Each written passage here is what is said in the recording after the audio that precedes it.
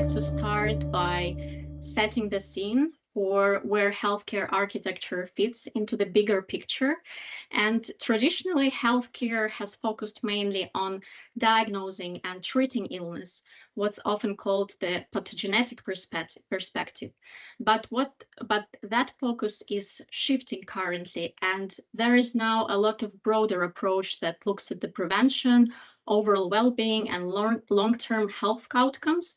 And the 2020 health promoting hospital standards are a great example of this change. They highlight the importance of taking a systems approach, looking at many aspects, and importantly for us today, the physical environment. So in these sessions, we'll be focusing on how the built environment can play a key role in supporting these wider great health goals. By the end of this session, you'll have a better understanding of where evidence-based practice comes from, how it transformed modern medicine, and how it's now shaping hospital design. So, what do we actually mean by evidence-based practice? Put simply, it's about making decisions based not just on intuition or routine, but on solid, carefully gathered data and combining that with the needs and preferences of the people affected. Whether we are treating a patient or designing a waiting room, the core idea is the same. We want to know what works, for whom, and what context. It's a tool for making better decisions and eventually for improving outcomes. Now, I want you to imagine you are recovering after a surgery. You are in one of two identical hospitals. The treatment teams are equally skilled. The medications, the protocols, and monitoring are exactly the same, but the rooms are different. One is windowless, noisy, with harsh lighting and no decor, and the other is filled with natural light, with artwork, calming sounds, and softer, more comforting materials. Which room would you rather be in? Most of us would naturally choose the second one, but the real question is, does that instinctive preference actually matter? Can the environment influence recovery or even health outcomes? And that is where evidence-based design begins, not with opinions or surface-level aesthetics, but with the question, do our surroundings make a measurable difference in the care we receive? So this shift in thinking from instinct and tradition to evidence and outcomes has been happening in a more focused way over the past 40 years, and it's still evolving today. RCTs are considered the gold standard in clinical research. They work by randomly assigning participants into groups. This helps make sure the results aren't biased and gives us a clearer picture of whether the treatment actually works. On the right, there is a Venn diagram that shows its three core components: the best available research evidence, clinical expertise, and patient values and preferences. It's really important to highlight that evidence-based medicine isn't about blindly following research findings or checklists. It's about using research alongside clinical judgment and what matters most to the patient to make decisions that are both informed and personalized. So it's not research versus experience. It's about bringing all three of these elements together in a balanced and thoughtful way.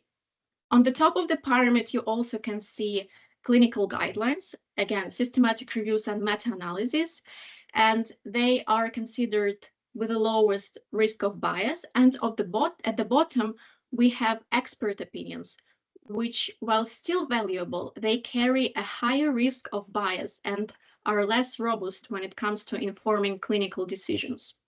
We're now moving towards the evidence-based design section of the webinar, and the connection to medicine here is to highlight the level of systematic evaluation and knowledge sharing that's possible in evidence-based practice. The goal is to bring the same level of rigor to the healthcare built environment field so that decisions about designing and managing healthcare facilities are guided by high quality evidence. From a public health and health promotion perspective, medical treatment is only one part of the puzzle. So since the 1940s and increasingly from 1980s onwards, attention has shifted more towards the built environment, the very spaces where care takes place as a critical factor in human health. Spaces are not neutral. They shape how care is delivered and how patients feel and how well they recover. So the idea that architecture impacts health is grounded in decades of theoretical work. So behind the evidence-based design, there are several key theories that shaped the field, and some of them included salutogenic and biopsychosocial models, which emphasize that health is not purely physical and that it involves psychological and social dimensions. And another theory that used before was a generative space theory that highlighted how well-designed environments can actively support healing and enhance well-being.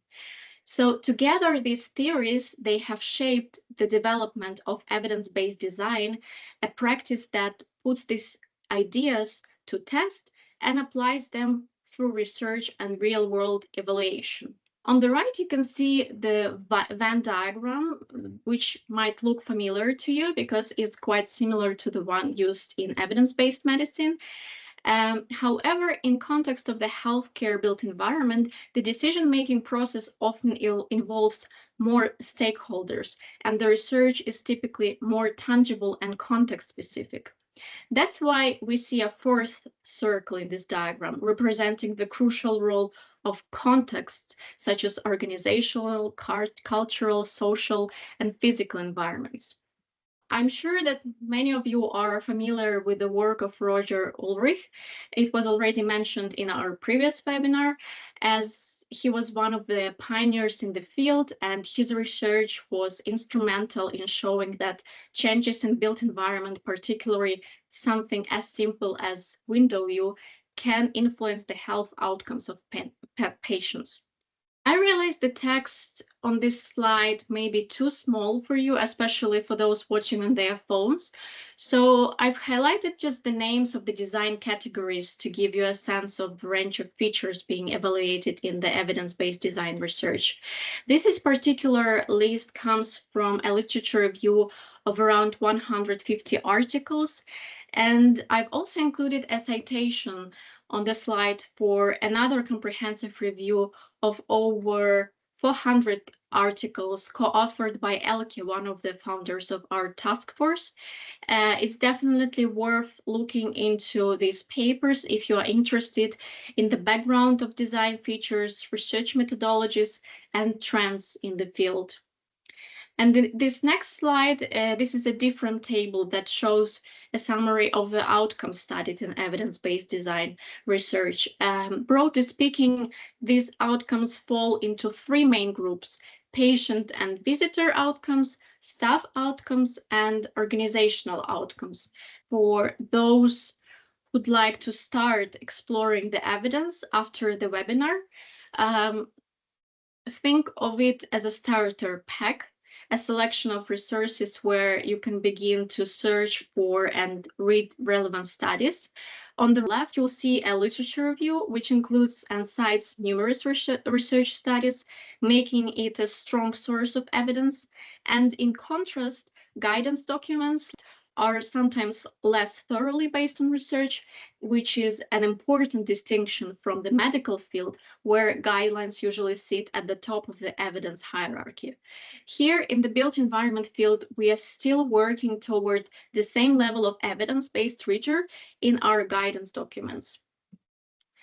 And the final slide from me is related to experience-based design, research-based design, and evidence-based design.